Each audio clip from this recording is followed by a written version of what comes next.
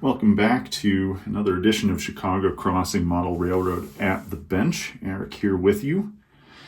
And as you saw in the introduction, I've been reworking a lot of the scenery over in this area. This is what I call the bridge house diorama, because it's anchored by this drawbridge house here, which, if you remember back last fall, I spent a lot of time redoing. So anyway, I've been coming back through this area, continuing to overgrow this dead spur here, which houses the track mobile, and also starting to revegetate some of the areas over here. It's kind of interesting. If you spend enough time looking in industrial Chicago, what you notice is that it is a real collision between something that just looks like the wild and something that looks like industrial areas.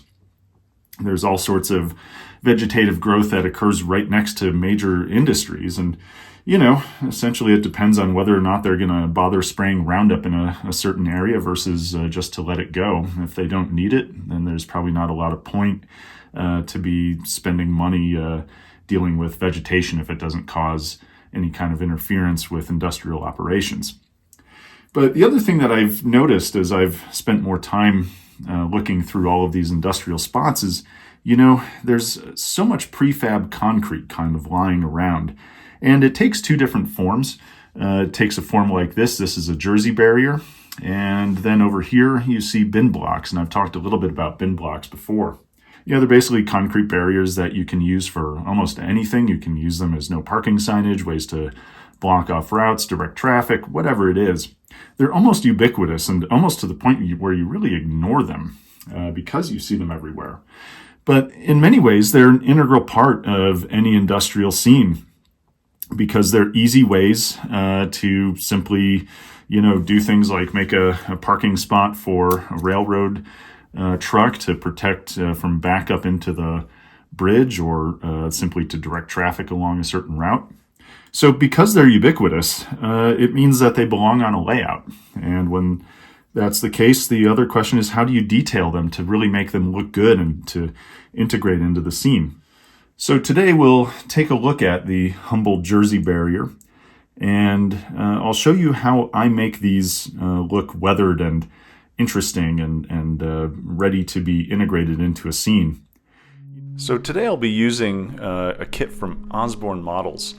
These are wooden Jersey barrier models, and I like how wood takes paint. It actually makes for great concrete. Were I using plastic, I would probably sand it lightly just to add texture. First off, I'm adding a base coat. This is undiluted Vallejo deck tan. As you can see, the paint goes on beautifully, and it's important to remember with any paint color that the name of the color is just a marketing item. It's not really what the color is for. Here I just used my eye and let that be the guide for what color to base coat this with.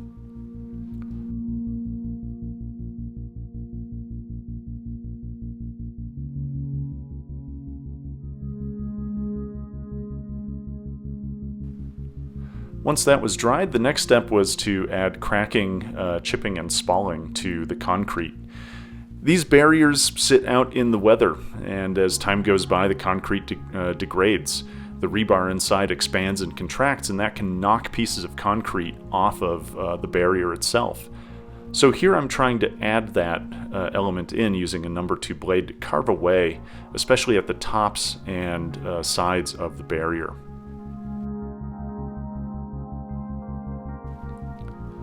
In this case, I want this particular barrier to be heavily weathered, and so I'm adding quite a bit of cracking and spalling of the concrete. As you can see here, that's kind of the finished product. Now what we need to do is just brush off all of the sawdust from that.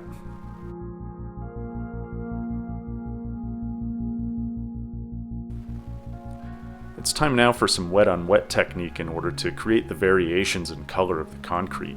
In this case, I'm actually using Vallejo concrete color.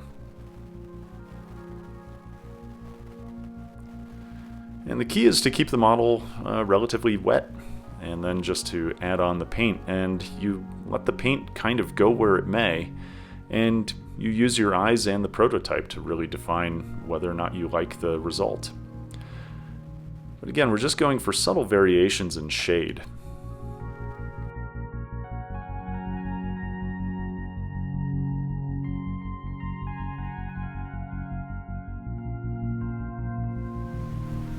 A quick application of Vallejo Dark Gray really helps to accentuate the cracks. It's both a wash and also just kind of a low light that'll apply directly to where I've induced cracks into the concrete.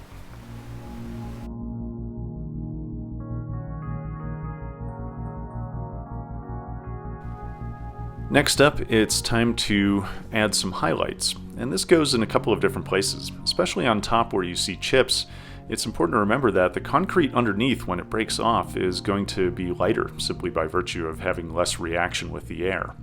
But also areas where there's bird poop and things like that, you can create a kind of runoff. So now you get a combination of staining from water, staining from bird poop, and just the lighter color of the concrete underneath. Having those colors kind of run off is actually a really nice effect, especially for water stains and things like that.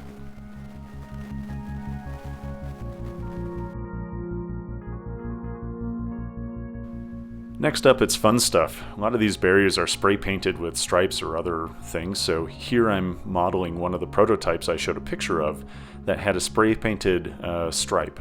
I'm using a very light colored water-based acrylic marker to simulate fading of that paint. And now I'm coming back with a red Micron pen, and I'm adding in the words "no parking" on top of the barrier. So this gives this particular barrier a job to do.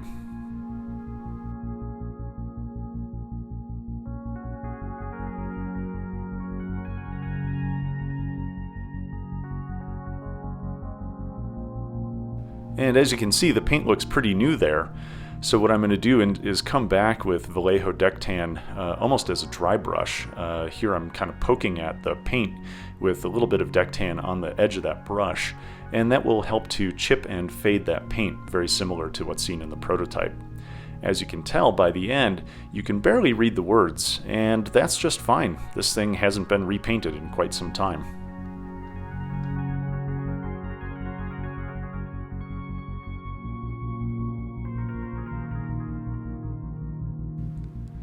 Next up, it's time to detail some of the exposed rebar that happens when these things chip and spall. So what I'm doing is I'm looking for areas where I've actually introduced a crack or a chip, and I'm putting in what is essentially just a rust spot. I'll come back later and actually add in rust streaking using some dark rust paint. But for the moment, it's more or less just drawing the rebar in there as if you could literally see into those holes in the concrete. And then here we come with the streaking. This is best done a little bit delicately. I want kind of a subtle effect. As you can see, the initial drawing of that paint made it look a little bit too strong, but you can come back with a wet brush and a wet-on-wet technique like this and really kind of mold the paint to be exactly the way you want it.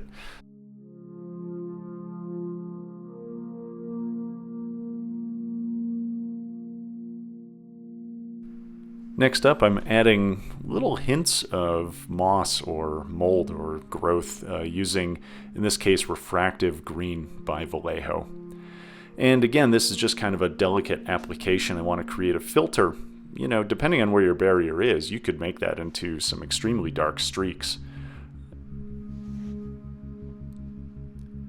And as you can see here, this barrier, I hand drew some graffiti on it.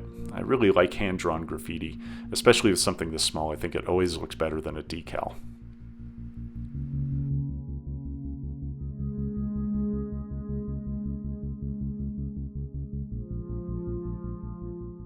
And so with that, the barriers are done. As you can see, you can get something that looks sort of like a little artistic masterpiece in about 1.5 by 3/8 of an inch.